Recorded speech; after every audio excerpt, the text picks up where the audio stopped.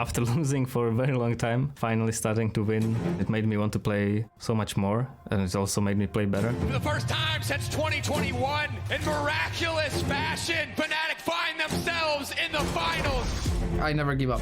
I always find some success in the worst scenarios, like this year, completely doomed, spring and winter. Then here we are, Worlds and Finals. Instant back, instant combo!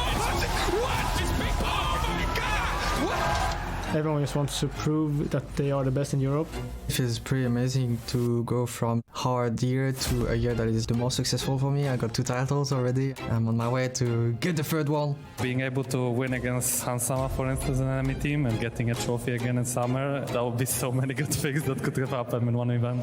Steric's now proc, Trimby on the way in, but he says not today. Punting the carry back, but Fnatic finds so many kills. We want to win not only here, we want to win in Worlds. We don't want to make it competitive. We want to go into Worlds as like a scary looking team. He's gone all out. Bull chasing underneath the tower, and he does it once more. Can he get the final kill? Looking under the tower, he gets it. I think the best teams keep going, and they don't give up. And that is why we're so much better than the rest. Trimby finding Carzzy, isolating Carzzy, ulti got a safety, barely living. Noah making it work in the fight, but Fnatic are still standing. It's done. Carzzy, can he get Razork? He's gonna get rooted up. He's down. Humanoid's TP mid. I really want the LEC trophy. I want to live that. Every Spanish player that has been in LEC, they won the trophy. I was the first Spanish player that came. And after FLICKR and Elia came in, and they both won a trophy, so I actually won my trophy too, you know. Last time played in the French scene was 2017. I lost against G2 0-3, unfortunately, but this time I'm with it too. Slowly but surely burning them down, but it's Razork on the backside, and Razork in an instant! Fnatic! They just pull the trigger better! I have to taste the feeling of winning in such a big stage. It just feels so much better because everyone is just very loud. Sometimes when there's a big fight, you can hear it, even the table sometimes shake. So I don't want to let the chance go to waste. Whenever there was a big crowd, I've always lost. I really want to win at least once. That's really important to make it happen.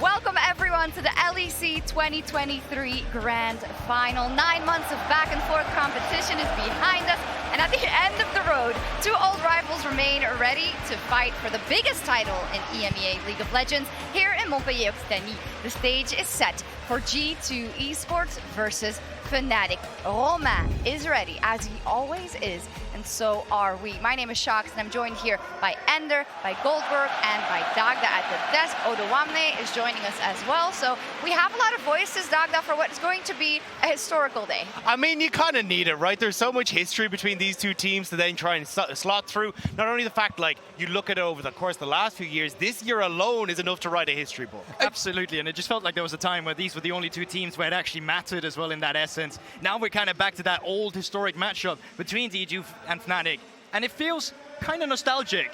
Yeah. We just come back every single time, and forget our voices. The people in this arena, we're an hour away until games actually start. It is so loud. They were fantastic yesterday and the day before when Carmine Corps took EMEA Masters.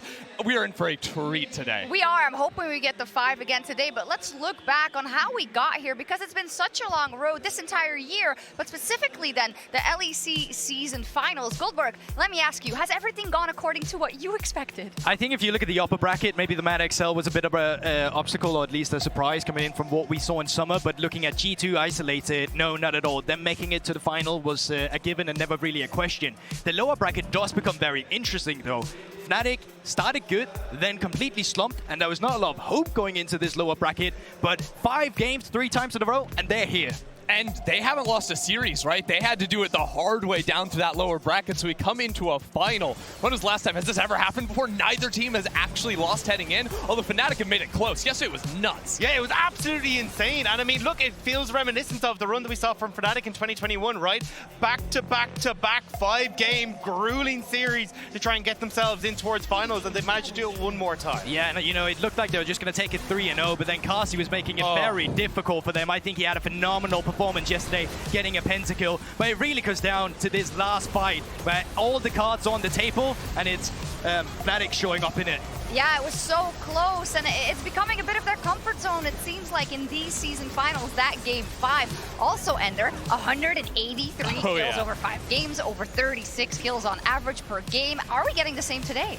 Honestly, I think we have to.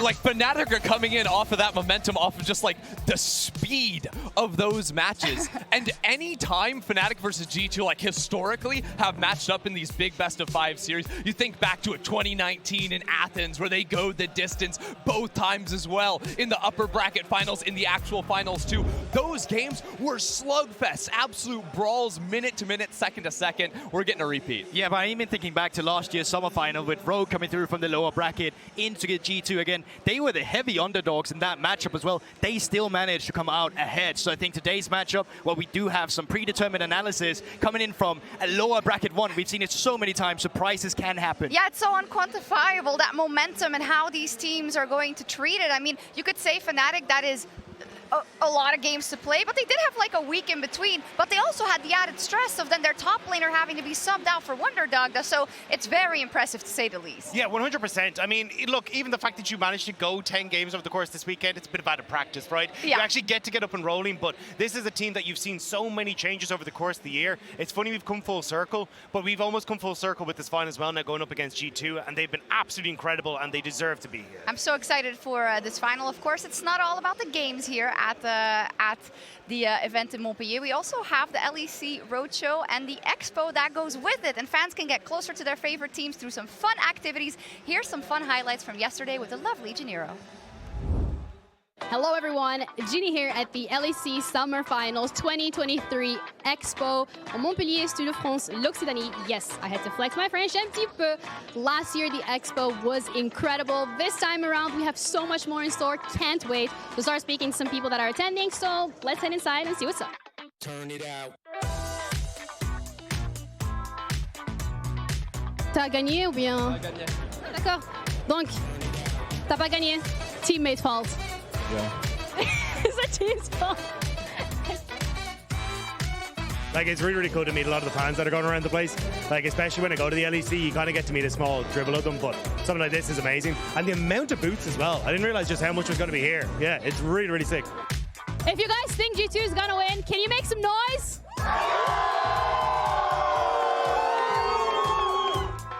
I'll give you my business card. Thank you so much. Do I get the job? Yes. I can't wait to delete Yumi from the game. If you guys think Fnatic is gonna win, can you make some noise?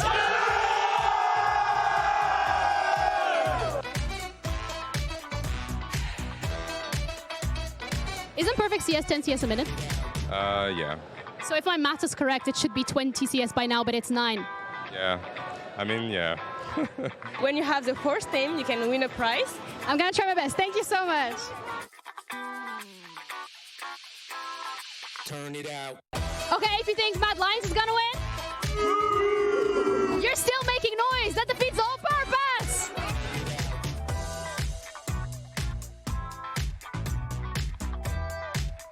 So you think G2 is gonna win? Easy. 3-0. 3-0? 3-0. Here, I tattoo G2. On va fumer Fnatic, il n'y a aucune blague. Et vraiment, tout bon ski. I'm assuming you're expecting Fnatic to win this weekend? Yeah, of course. I actually took a 24 bus ride from Croatia to here to see them win, so I don't think they're gonna lose. We did it! We're gonna claim our prize. Can I have the sunglasses? I think it looks really good. Donc, comment vous trouvez l'expo ici? Bah pour l'instant très bien, on vient d'arriver mais c'est déjà vraiment bien. Enfin, y a beaucoup de choses à faire, à voir. Tu peux expliquer pourquoi tu as les tatous ici? Avoir une bonne ambiance, éviter d'être toxique, ne pas huer sur les équipes, et ce soir s'il vous plaît.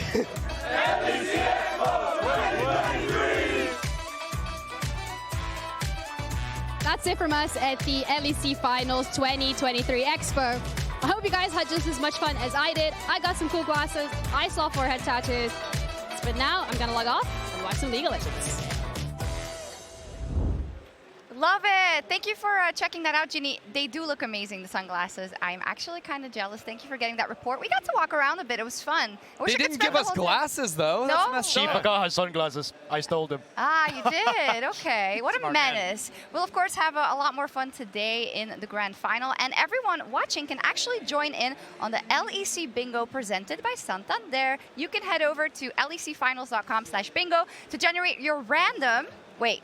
How random is it? Is it different from yours? It's different. Yeah. You've got like fan in cowbell costume. Yo, that dude is awesome, by the way. A cowbell guy, wherever he is, I love you, man. You're awesome. Yeah, he's been coming for years. Yeah, it's amazing. No, the cow. My bad. Anyways, if you get the bingo, you can send in your completed form, your card on X with the hashtag LEC Bingo with a chance to earn some very, very cool prizes. Can we win? My producer said he's buying me a beer if I win. So let's go, team. I still want the sunglasses. Let's go, team. Anyway, tonight we are wrapping up the 2023 LEC season. So let's take a minute to look back at some of the best moments, starting with the fans and their favorites.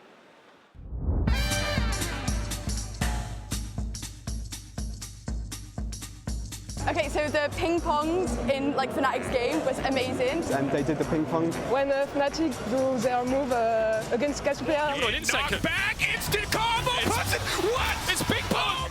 Fnatic making it to finals, climbing all the way. I think they had, what, 5.7% chance to make it. They did it. And they're going to win.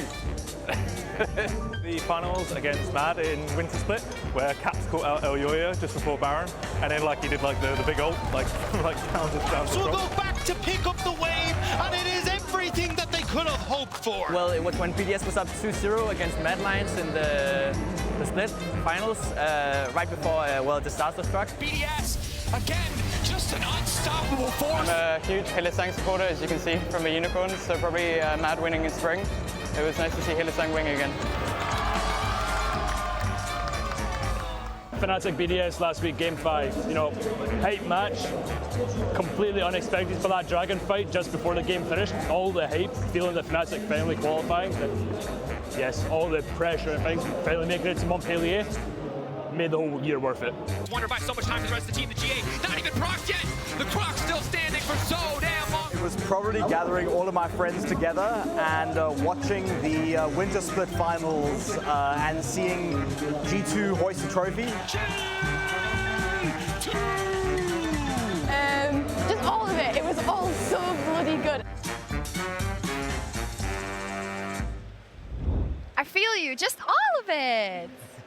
Anything that jumped out to you? It's hard, you know. It's like a blur. It was all fun. The moment we're living in right now. Wow. It's always the best. The last guy gave me crap about the rugby, so He I'm did? kind of iffy about it. Yeah, he's from South Africa, but no, honestly, it's really, it's been amazing. Like I don't know. For me, this is my first year in the LEC, so getting to interact with all the fans, getting to work with you guys, getting to have you guys be so welcoming when I came in, and everyone involved as well. Thank you. It's been absolutely incredible. So for me, to go through all the ups and downs, the craziness that this year has been in LEC, both from a team perspective and now getting to cop it off with G2 versus Fnatic, it's just been absolutely incredible. It's a load of fun, isn't it, GB? Absolutely, but I also think just the general, say what you want about a new format. I think it was really crazy to see some of the rises of the teams you did not expect come through. I think for me, specifically in Spring Split, both with BDS and Astralis showing up, I did not expect that. When I saw this format come through in the beginning, I thought to myself, great, I don't have to watch BDS and Astralis. Boy, did it shut me up when it didn't happen and they actually decided to perform with it. And, you know, as disastrous as the Spring Split then ended for BDS, I thought it was a really cool story, a really cool run, how dominant they seem in that period of time. But it could have been any team almost in different parts of the era of some of the splits we've had. It was just a topsy-turvy year all around. You even have like a Mad Lions going from like almost not making playoffs to winning in spring, taking down BDS in the reverse sweep. You have an XL that almost didn't even have a chance in playoffs. They finished second in the regular season. Odoam's right there. Yeah. Good job, Odo. Yeah, just a wild year all around. Yeah, indeed. Also, I think on-camera shenanigans. Maybe? I just thought of a better thing, though, because, like, forget Excel. We really don't care about them.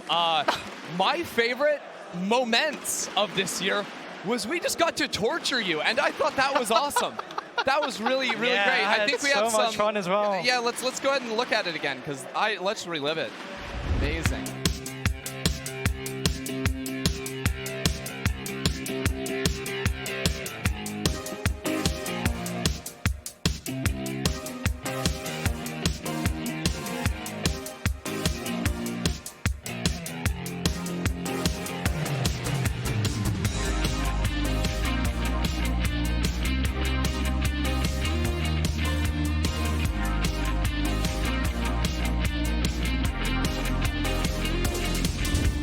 I mean, yeah, I absolutely love my producers and the things we get to do, all the things we're going through. What was the most painful thing? Definitely the electrocution, I think. That was, I mean, not painful, but it was just weird with not being in control of your arm.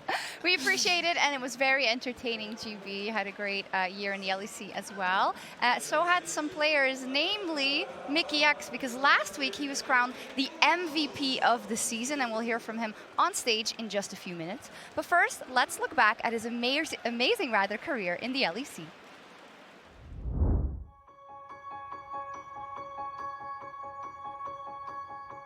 My first year in the league, I just joined Splice, and I joined a team with 4 Danish people, and Yamato, I guess, Swedish. I felt just everyone was just good. It felt quite easy to play the game because I didn't really have any pressure at all. So I just kind of got picked up from solo queue. Mickey X, when I brought him into my team back in 2016, he was a rookie. I found him in solo queue because I believe that he could actually meet the standard of what it meant to be competing at the highest level in Europe. When we actually got to Worlds, that was a bit more stressful because then I'm representing the region. Auto lockdown on the target. Now Fnatic gets hit. Oh, this is a bit risky though. Nick's gonna run low on HP, but the shots are coming through. He's got one more bullet in the chamber. Uzi's gonna block it. The bounce comes through. Can he get another? The grid. He's got no HP, but Uzi gets the outplay, and Mickey X gets him back. My first year with Hans, I was in Misfits. I was very impressed how he clicks his mouse and how fast he moves everything. Like I never seen anything like it. We also got along very well together. It's pretty nice, despite not making it very far. Down to bottom side. All right, Mickey's in a lot of trouble, but take a look at that. The combination of Zaya and Rakan means Mickey stays alive. Featherstorms come out. Hansamu's got the ability to root some people down. Manages to lock in Cabo. Now Hansamu matching for his life. Mickey buys enough time for the rest of this. They got it. Oh my God! They are still not dead. So 2019, I guess winning my first split was very nice in Rotterdam. That was quite emotional, so that was a bit crazy, yeah. And then winning MSI was pretty crazy. They find that first run, they find some damage, but Ignite means he will get the solo kill, the 1v2, and Caps tries it for Jensen, and here comes Mickey! Through dedication, discipline, and most importantly, an unwavering love for the game, Mickey has done more than just hit the bar. He has become the bar, he has become the standard, and Mickey keeps making us all proud. Looking for an MVP. Deadly fight in this bottom quadrant. The map that trap connects. Once again, a side step features on the side. Managed to try find that target, distorts forward, doesn't connect with the chains. Stun in place. Finally looking for a kill. Doesn't do it. He does not do it. I feel like I haven't reached the best support in Europe right now. I feel like Mickey is doing a great job. Mickey is the European support.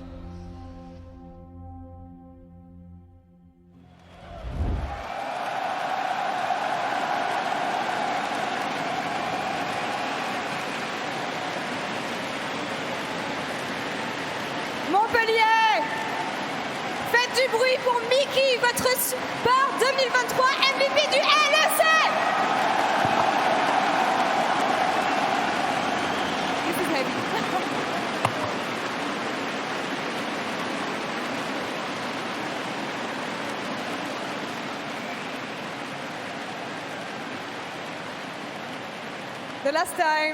The last time a support got the MVP title, Mickey, was in 2015, and it was Yellow Star. Watching this footage right now on the screen and getting this achievement finally, how does that make you feel? Yeah, I mean, it's a pretty nice thing to get. Fuck. I feel like...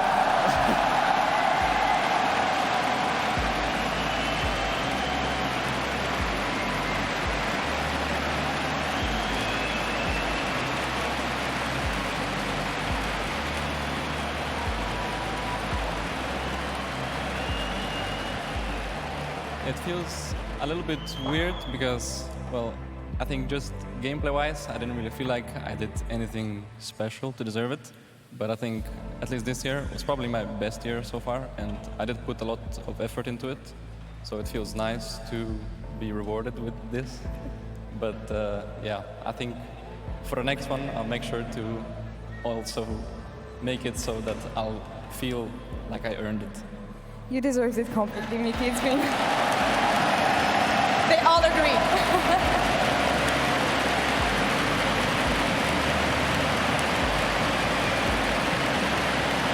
It is actually crazy to realize that it took such a long time for another support to get MVP, and we often hear that it is such an underappreciated role. What do you think it makes it so hard, and what does it take to stand out as a support, especially? Well, I think it is pretty difficult to stand out as support, and I don't really think I did that good job of it. I think it was mostly because I think since it's the reward for the whole year, and we've been on top for the whole time, I guess, we won a lot. So I think usually the support of the winning team looks like he's inting the least, or makes the least amount of mistakes. Mm-hmm. So I think that's kind of how, yeah. But yeah, when I thought I was gonna get it at some point, I thought I was gonna stand out by either doing a lot of 2v2 kills or sick engages, or just like, yeah, roaming around the whole map, which I'm not sure if I did that much of, but I think that's what you can do as a support to stand out. But yeah. Yeah, I think it speaks for the achievement, everything that you built for years, everything that you've been doing for years, because it takes so much to stay at the top, to keep on pushing yourself, challenging yourself, and today you make it another time to the grand finals with G2, getting this jersey again, facing off against Wonder, reunited with Hans Sama in the bot lane. There's so much history for you around this matchup. What are you anticipating the most when it comes to this final? Well, since all the other series went 5 games, we're hoping to make it a quick one. And so I can send Wunder back to vacation really fast. Strong words from the MVP. Mickey, thank you so much. Montpellier, one more time for the MVP of the 2023 LEC season, Mickey! Thank you. And Sharks, back to you.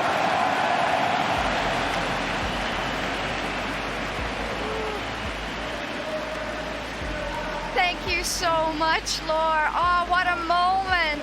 We had it all. He said his signature, yeah, and then he said, oh, and then he said that other thing. That other thing, then he... And then he made fun of Wonder, said he would send him home. Wonder. This was a perfect interview, but yeah, I mean... the bingo? Oh. I don't think it's on no, there. Mickey swearing is not on my bingo card. Anyways, a quick reaction because we do have to move on, but what a wonderful year for him. And I think especially when you see that video of the road he's traveled over all the years, it's kind of insane. The road he's been on since like the Splice days, all the way back in the day, going internationally, then on to G2, the full circle, coming back to play with G2 again this year next to Hans Sama. It doesn't get any better than that, and the fact that he's elevated to have the best year of his entire career is just the cherry on top. Yes, wonderful to see. Of course, he has to be getting ready for that grand final. We're going to take a breather, but we'll be right back. Don't go anywhere.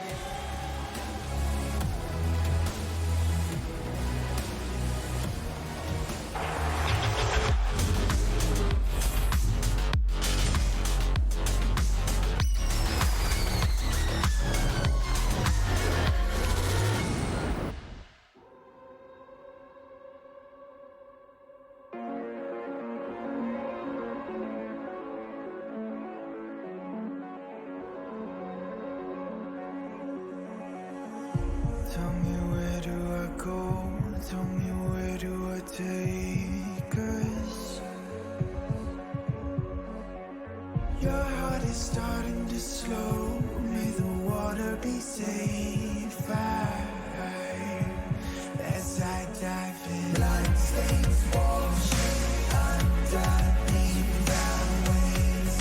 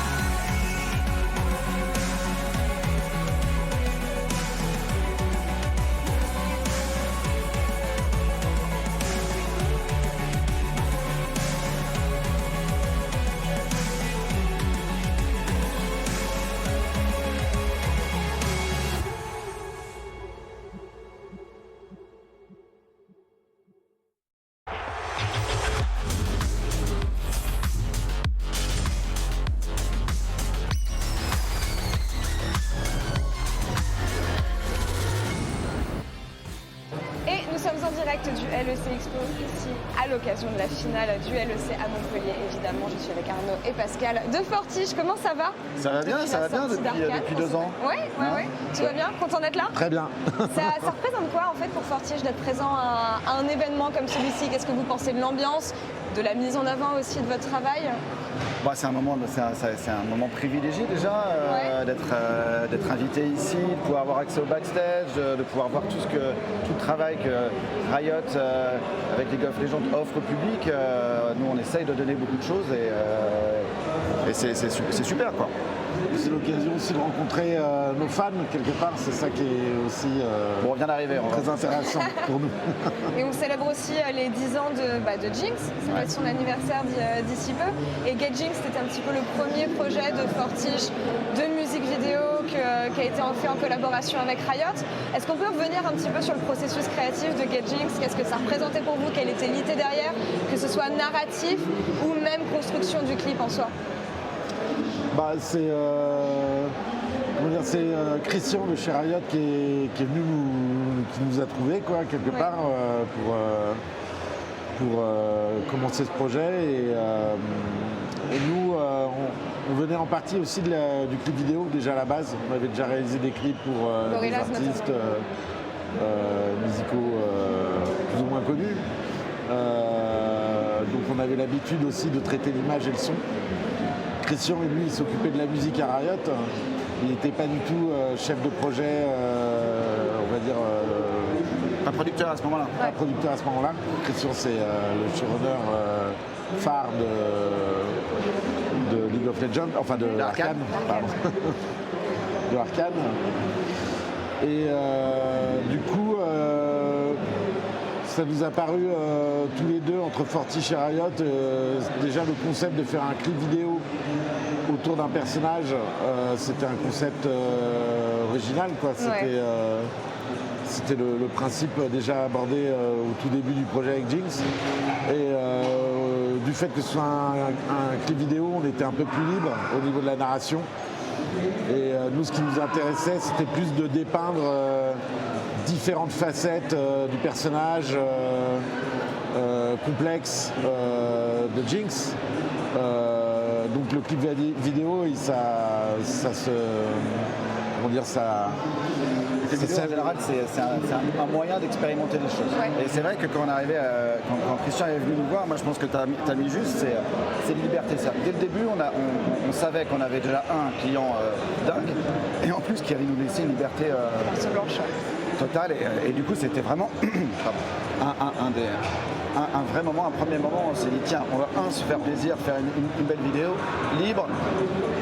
Que demander de plus donc. C'est devenu phénoménal et vraiment il y a une patte Fortige à chaque fois dans toutes les collaborations que vous pouvez faire avec Riot et je pense que ça s'est ressenti dans les retours de la communauté au final. Vous vous attendiez à un tel retour de la communauté, le fait que les gens répondent autant à Get Jinx, comment vous l'avez vécu? C'est incroyable, moi je me rappelle que nous on regardait heure par heure le nombre de vues changer, on hallucinait quoi. Ça a été, je crois c'était pas pour Get Jinx, mais pour celui juste après Warrior, je crois qu'on est rentré on a pris l'avion et quand on est redescendu, j'ai allumé mon téléphone, il y avait tellement de messages que tu vois, j'avais plus de forfait de... Donc c'est un truc incroyable, je pense que c'est même... je pense que si aujourd'hui on en est là et qu'on a fait Arcane, c'est aussi pour le soutien des fans, les retours qu'il y avait sur internet et tous les fans qui demandaient d'avoir une série de ce style-là. On vous en remercie. Et Riot a entendu les fans, a écouté les fans et nous on les remercie beaucoup. Ce qui est agréable, en fait, quand on arrive à se faire plaisir, on en est à un point où quand on arrive à se faire plaisir nous-mêmes, on sait qu'on va faire plaisir aux fans. On a un lien un peu particulier où tout le monde se fait plaisir. C'est-à-dire c'est nous et les fans, et c'est agréable de faire des projets dans ce sens-là. Écoute, j'espère que vous allez continuer de nous faire rêver pendant des années. En tout cas, merci encore d'avoir pris le temps de discuter avec moi et de revenir sur ce magnifique projet qui était Get Jinx. Et on va regarder. On viendra fêter les 20 ans. On vous attend dans 10 ans. Avec d'autres collaborations évidemment entre-temps. Merci Pascal et Arnaud. Et nous, on va regarder justement une vidéo pour se remémorer ces 10 ans de Get Jinx et la la création de cette vidéo. On vient juste après. 10 ans. Ça fait que 10 ans, j'ai l'impression que ça fait longtemps. Les mecs ont le regard perdu qui se refont 10 ans dans leur tête, tu sais.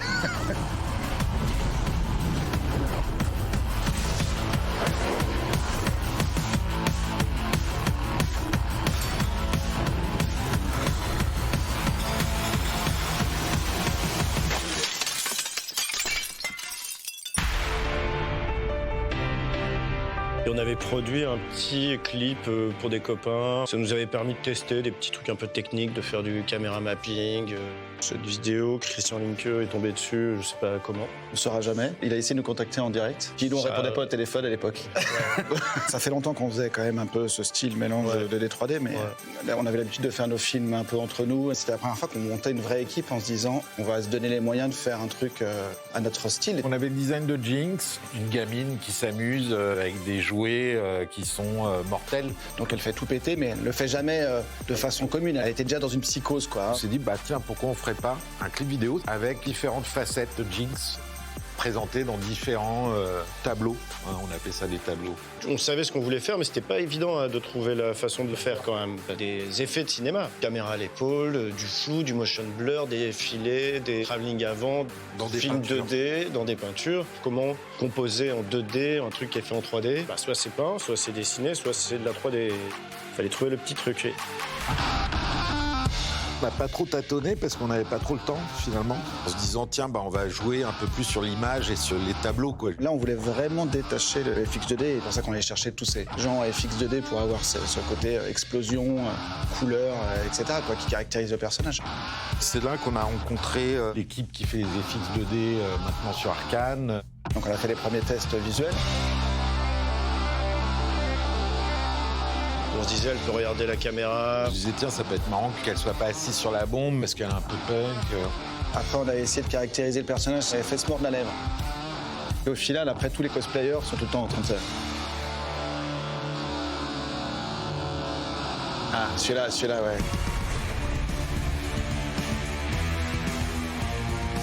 On a refait 10 000 fois. La caméra du début, là... C'est Jérôme qui a fait tout plein. Moi, j'avais fait de la texture dessus. J'avais fait la texture sur les bombes. Celui où on a le plus galéré, c'était pour finir un peu le clip, là, avec le travelling avant, là, le singe géant qui arrivait derrière, là. Ce qui paraîtrait pas insurmontable aujourd'hui. Non, mais c'était dans le montage et tout, ça marchait pas. C'est nous qui avons ramené l'idée du singe, enfin je crois. Ouais, tout à fait. On disait tiens, il faudrait qu'il y ait un petit animal qui exprime un peu la folie. Ce personnage, il a remarqué les esprits des joueurs, même la série Arcane. Et à la fin, on n'avait pas de board. On a filmé un Hervé pour avoir le timing.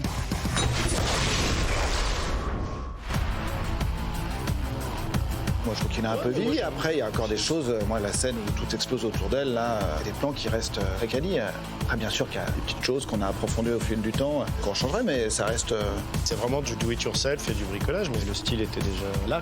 Et ce qui est cool, c'est la liberté qu'on a eue et la rencontre avec Riot qui a débouché sur Arcane.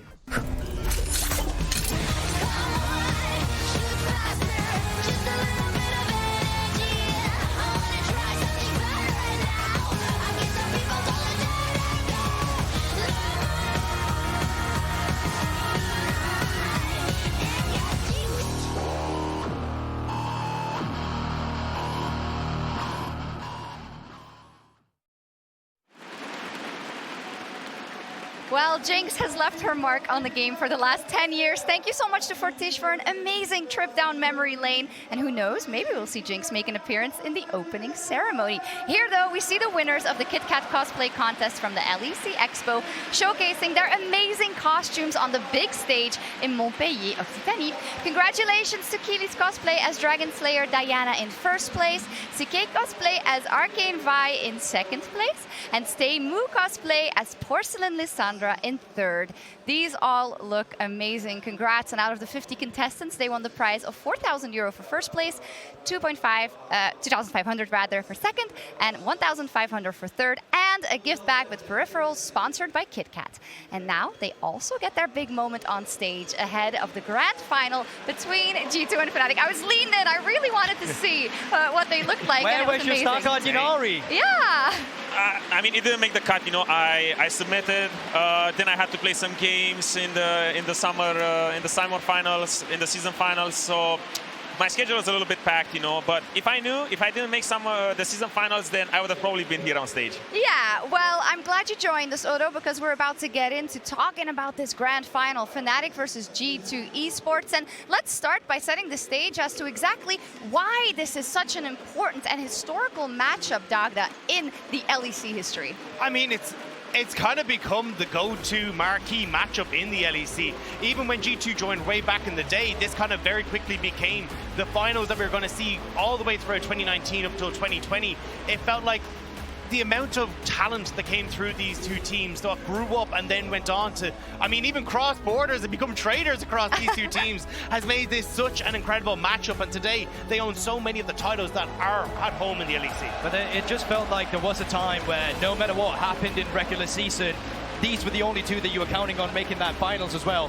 2018, the year of Fnatic. 2019, the year of G2. 2020, once they're close by, but still G2 leading ahead. But in the prime of both organizations, it's just always been them two, hasn't it? Yes, and I think especially between 2018 and 2020, and Odoamne, yourself as a competitor, it must have been frustrating. It was always them.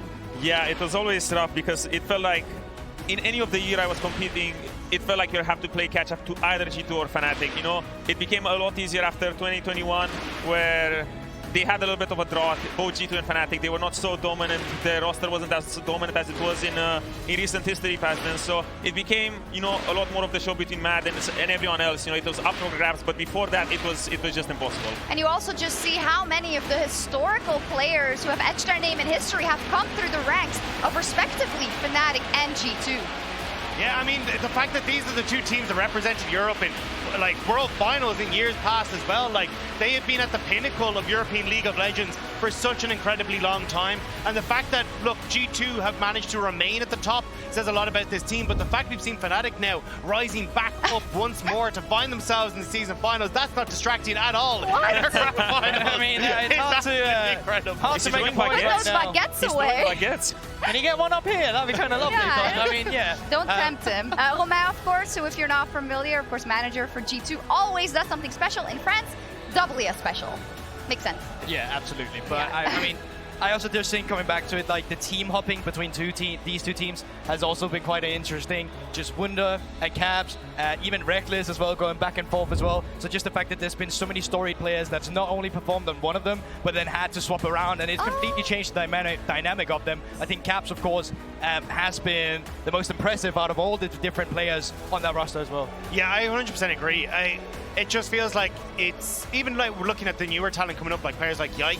This is where you go to. These are the teams that you pick your side, and you want to try and play for these if you want to play at the highest level. And it's incredible to see that once more we're getting these two teams in the finals. Yes, it is. G2, of course, solidified themselves as vehemently the best team in the LEC in 2023. There were a lot of steps to it, though, Odoamne, but I think overall they stand head and shoulders above everyone else if you look at the competition. Yeah, I think they're quite innovative with the style they're playing right now. It feels like they're really suffocating all the teams that they're playing against, because they have this style where they're just like playing dominant lanes, strong lanes, with Yike looking to facilitate everyone. So it feels like every other team in the league is playing catch up to them. It is, and it was a road, because in winter they aren't necessarily playing like they are now. No, absolutely not. I mean, in winter it was a very much win lane, win game kind of style. And that's really where Hans Sommer's Straven was leaving his mark. That's where we saw the carry champions come through from Yike when nobody else was playing them.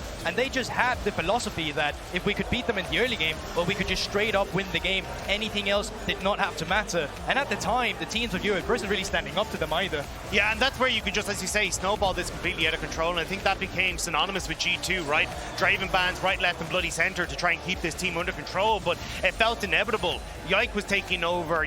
Hans Sama and Mickey were having a fantastic time, and it felt like it was just this tidal wave that was trying to overtake you in the early game. But as we progressed then into spring, we started to see that shift, and particularly after MSI, we started to see them change into a kind of a new form where they start to figure out how they can then not only play that style, but many others as well. Yeah, it was really interesting to see. It was kind of like a glimpse of what G2 will show us this year, because starting with winter, all the teams were kind of struggling to find this identity, and G2 was just, stacked talent in every single position. So it was really easy for them to steamroll through games. And going into Spring Split, you saw a lot of teams starting to forge this identity, playing for each other, looking to facilitate each other. And G2 kind of fell a little bit behind, so they got a little bit exposed at MSI. But then leading into summer, they've been picking it up, and really solidifying themselves as a great team with a strong identity. Yeah, and I think what's been true of G2 historically is that they will try to improve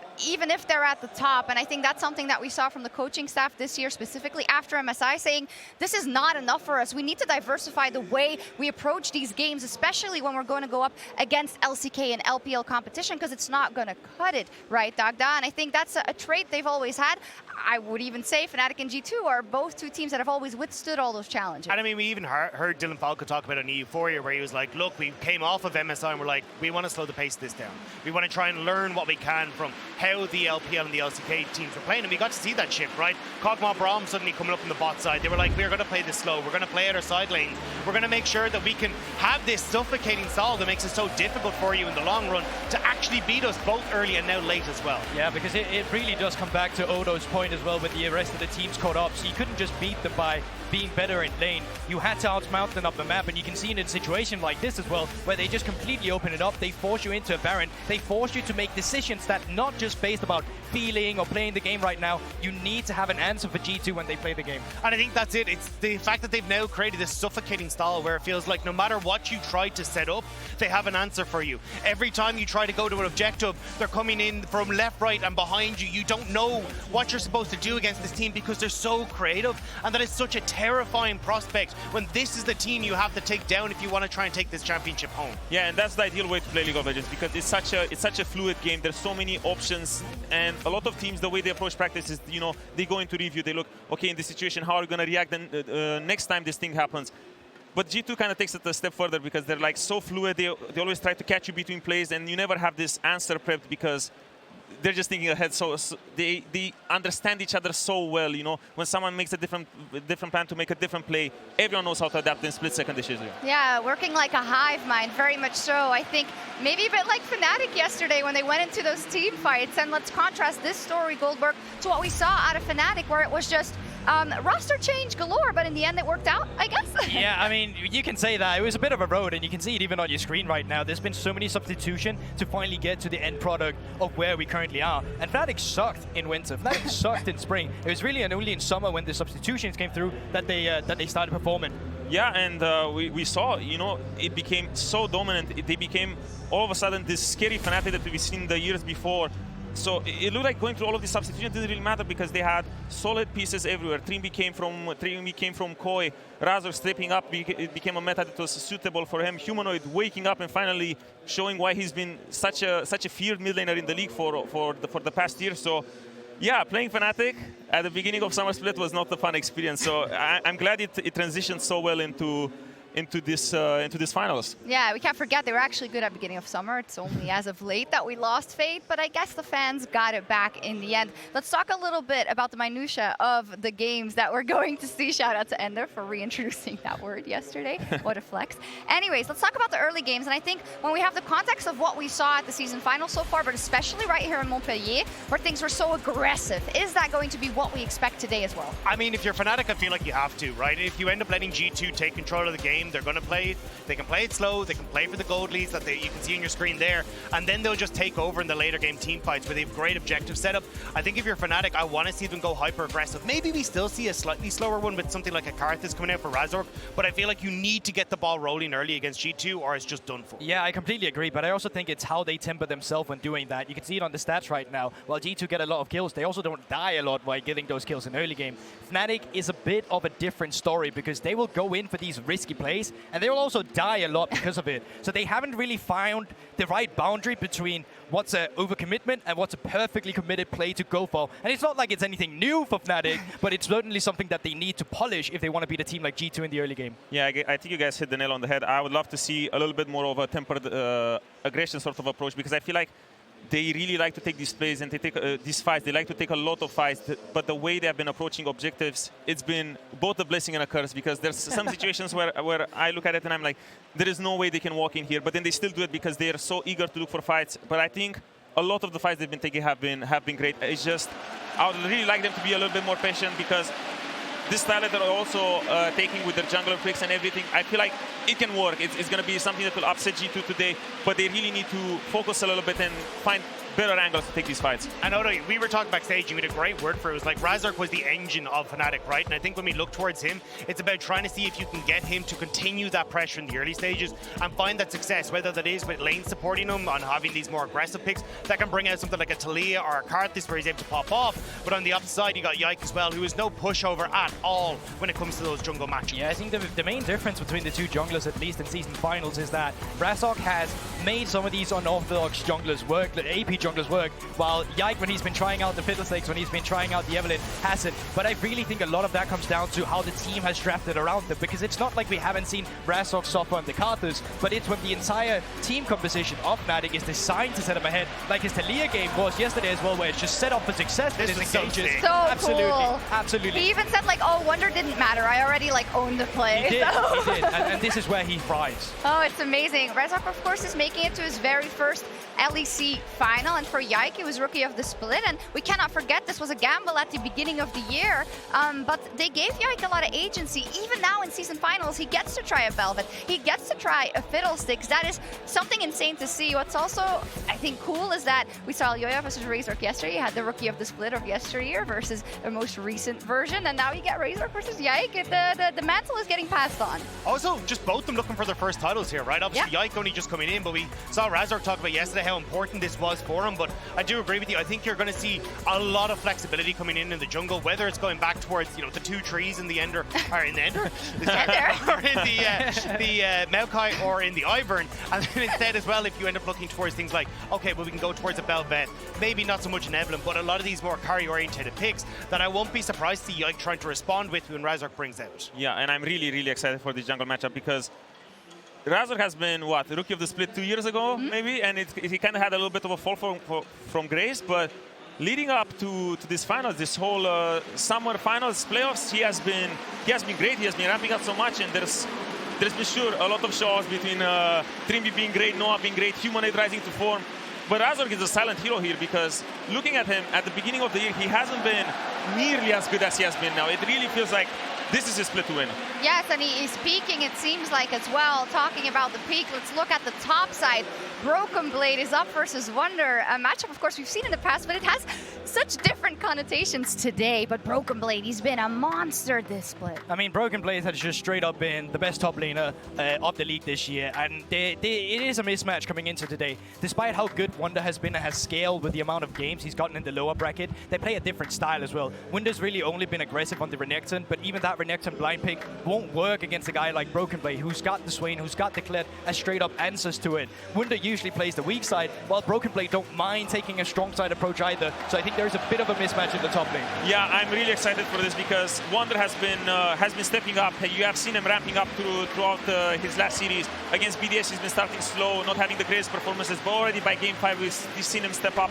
And now against Mad Lions, he was dominant. He was a lot better than Chasey in the lane, but now you're facing a different beast, you know, because you're not playing all of these meta champs. You already see PP, you know, stepping up, being great, showing up all these, you know, new meta picks that he just brings out of nowhere. And yeah, in rehearsal, he said you're not playing against Chasey or Adam anymore. That's what he said.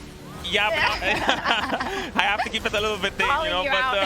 But yeah, it's not gonna be easy, because you don't know what to expect from BB, because no one expected the Swain last week, you know, especially into a pick like Renekton that is traditionally so lane dominant. So now I'm excited for what BB's been cooking today, because I also want to see Wander's response, because he has been really good. Yeah, I mean, it's the top father, right? Like, we've seen the solo carry performances on the Swain. I'm thinking of the Kled earlier in the year as well. Like, Broken Blade has been so dominant, especially in this latter half of 2023. But I think you have to take into consideration how much this matchup means for him, right? He is the heavy favorite. We all understand that.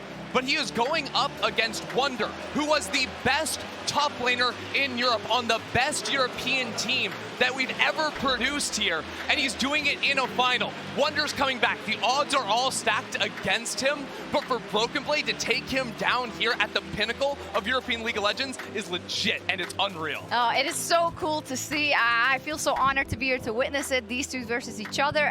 Let's get into a bit more even of the nitty-gritty, and that is then looking at the ban strategy that Fnatic may have, because we cannot forget Fnatic showed all their cards. In fact, they showed 3 full decks yesterday. They did. Meanwhile, the one deck, the G2, you have to deal with is the Draven, right? You got to remove that, you know? You throw the cards on the ground, you slide the Draven pick away, because Hansama is just a completely different animal on that Draven. The problem is, though, even if you ban away the Draven, he can still destroy you in lane with the Kalista. He can still outscale you on the Kog'Maw. He is such a well-rounded player, there's no way around it. No, and Hansama, he is the only French player in today's Grand Finals, so let's hear from him about his return to home soil. I'm very looking forward to it. Last time I played in the French scene was 2017. Everyone was singing my birthday there, 2 September, and it was really amazing. I lost against G2 0-3, unfortunately, but this time I'm with G2. I have to win. I have to taste the feeling of winning in such a big stage.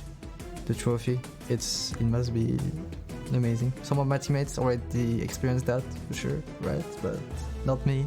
It could bring me a new perspective, like, let's say reward, like, oh my god, I won in front of so many people. I'm trying to imagine it, you know, I really want to make it happen and see, you know, just, I'm very excited.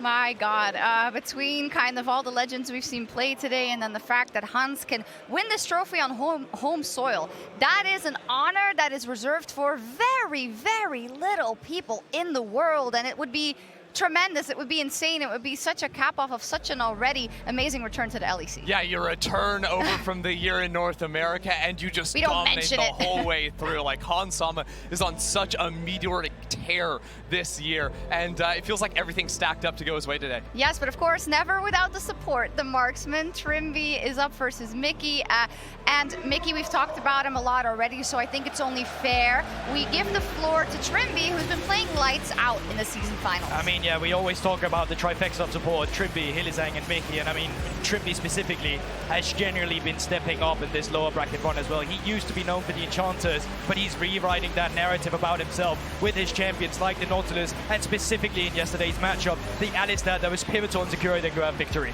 Yeah, he's been great all around, because right now I feel like he's finding himself, even though traditionally you wouldn't say that this is meta of Enchanters. Right now he's stepping up so much on this Engage Championship, but also because he's having this incredible synergy with Razork, and he's really feeling, you know, the whole team playing, the whole cohesion, the whole Fnatic roster is just finding itself right now. 2023 has been the year of Mickey. From winter until now, no one's looked like they've even come close in the support role, but yesterday, Trimby put on a championship performance. His Nautilus was insane. The 2v2 kills in the lane, the picks he found with the hooks, and then his Alistar, the gymnastics he was doing, button people around, it was unreal. If anyone's gonna do it, it's Trimby after yesterday. Oh, it was great to see, and so many great plays of these players and of these teams across the years, but it all has to come down to this. So I want to know the predictions, both from the people at home as from my desk, and I guess we're just going to throw them all up to see what we are dealing with. G2 Esports versus Fnatic.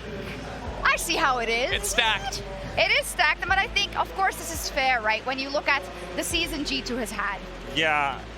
We've been hyping up Fnatic a lot, you know, here on the desk, because we all see and feel the improvement that they've been having, but they're facing a beast in G2, because it's a G2 that has been ramping up throughout the whole year, getting better and better, and now it feels like they have dominant lanes everywhere, strong fundamentals, great objective approach, so it's gonna take a lot. You know, I think Fnatic can win, but G2 is just such a safe bet. Absolutely. I mean, wholeheartedly, I'm praying for 5 games, but looking at the games itself, like that one game giving over to Fnatic, G2 is prone to make mistakes. They are not perfect. We've seen it both in draft, what they set themselves up sometimes, and then on the gameplay that executes it. I'm counting on Fnatic to recognize these things and actually have their own things prepared for when that moment strikes. But overall, I think G2 is the better team. Look, I agree, but it's all 5 games. G2 versus Fnatic, every time they meet in a BO5, it's a bloodbath. Fnatic showed they can do that yesterday. Okay, but still, you haven't voted for them. Let's see.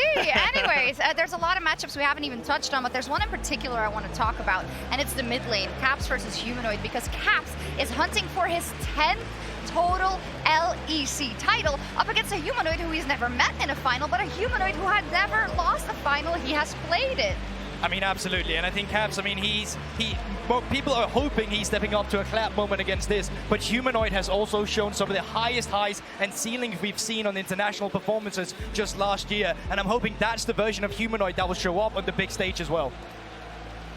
Look, this matchup is absolutely legit, right? Like Caps versus Humanoid, it doesn't get any better than this. The whole year has been building up to it, right? Humanoid has been playing out of his mind here in the summer season, leading into season finals, dominating in the 1v1 matchups. It's been so beautiful. Yeah, it's great to see because Humanoid, you know, after that 2021 year, he has been incredible. And then he had a little bit of he was stagnating a little bit. He wasn't doing the greatest, but right now he's back in form and he's here to challenge Caps. Look, Caps versus Humanoid is the iconic mid lane matchup of the 2020s, bar none. And no European has ever found as much success versus Caps as Humanoid. The record currently stands 26 wins to Caps, 21 wins to Humanoid. That is the best win rate versus Caps, period. No one can touch that. And today, they will play in their 50th official game. In their first time ever meeting in a grand final. This would be Caps' 10th ever title. Caps is European League of Legends. That is what Humanoid faces today, and it might be Humanoid's only ever chance to take it from him in a grand final. Wow, that build-up. That's it. That was crazy. You put that into words so fantastically. It's like they heard it here. Of course, we're pretty close to going to that opening ceremony as well. And yeah, this is it, because everything we've built up, it doesn't matter if you can't perform today, you absolutely have to. And for the first time since Athens in 2019, the most decorated organizations in LEC history are facing off in another road show final. Very long have we been waiting, but tonight, a new page in the history between these arch rivals will be written here in Montpellier, Occitanie. After 9 months of blood, sweat, and tears, only one can crown themselves the LEC 2023 season champion. It's time for the opening ceremony presented by MasterCard.